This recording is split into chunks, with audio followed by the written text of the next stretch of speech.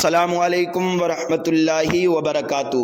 قربانی کے جانوروں کی عمر کے تعلق سے کچھ اہم باتیں میں آپ کو بتانے والا ہوں۔ انشاءاللہ آپ کے علم میں اضافہ بھی ہوگا اور جو ہے غلط فہمیوں کا ازالہ بھی ہوگا۔ کچھ اسلامی بھائی جانور کی عمر کے تعلق سے دھوکہ کھا جاتے ہیں۔ قربانی کے جانور 3 طرح کے ہیں: اونٹ، بیل، بکرا۔ اگر آپ اونٹ کی قربانی کر رہے ہیں تو اس کی عمر مکمل 5 سال ہو کم سے کم، اور 6واں سال شروع ہو گیا ہو۔ اگر 5 سال سے 1 دن بھی کم ہوا تو قربانی اس کی جائز نہیں۔ بیل کی آپ قربانی کر رہے ہیں تو اس کی عمر مکمل 2 سال ہو، 3واں سال شروع ہو گیا ہو۔ اگر 2 سال سے 1 دن بھی کم ہے تو اس بیل کی قربانی جائز نہیں۔ بکرے کی آپ قربانی کر رہے ہیں تو اس کی مکمل کم سے کم عمر 1 سال ہو، 2واں سال شروع ہو گیا ہو۔ 1 سال سے 1 دن بھی کم ہے تو اس بکرے کی قربانی جائز نہیں۔ اور ہمیں عمر کا حساب جو ہے وہ اسلامی سال، اسلامی مہینے سے لگانا ہے، کیونکہ شریعت کے اندر اعتبار اسلامی مہینے اور اسلامی سال کا ہے، نہ کہ انگریزی مہینے اور انگریزی سال کا۔ اس بات کا آپ خاص خیال رکھیں۔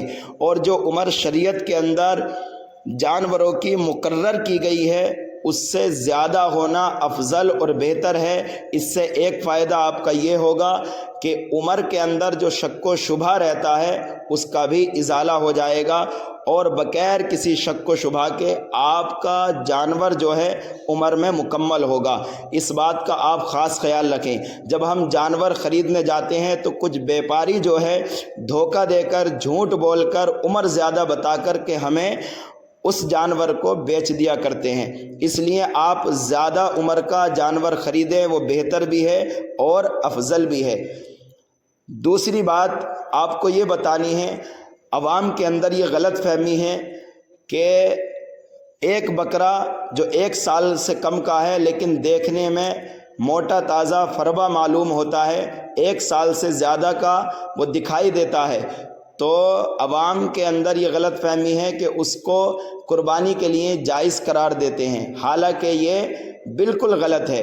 1 سال کی عمر کے تعلق سے جو مسئلہ بیان کیا جاتا ہے وہ بھیڑ اور دمبے کے تعلق سے ہے، نہ کہ بکری اور بکرے کے تعلق سے۔ اس کا آپ خاص خیال رکھیں۔ اور دمبا یا بھیڑ اگر وہ بھی دوسرے بکروں کے ساتھ 1 سال سے کم کا معلوم ہوتا ہے تو ان کی بھی قربانی جائز نہیں ہے۔